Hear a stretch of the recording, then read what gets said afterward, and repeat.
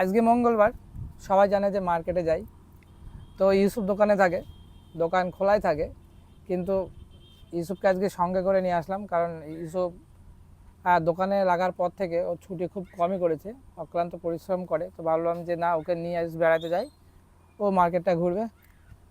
বৈকালবেলা ওর time, মানে ও যে একটা অল্প বয়সের ছেলে, বৈকালবেলায় ঘুরবে সেটা বাদ দিয়ে এখন পরিশ্রম করছে, তো ভবিষ্যতে কিন্তু এর ভালো একটা দিন আসছে, তাই তো ইউসুফ?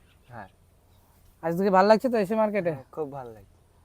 তো আমরা আজকে যেহেতু বন্ধ থাকবে, প্রত্যেক রবিবারে প্রত্যেক মঙ্গলবারে আমাদের মার্কেটে যাওয়া হয়।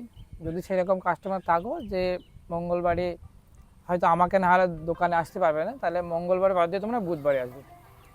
তো দেখো প্রাকৃতিক দৃশ্যটা, দারুণ সুন্দর লাগছে।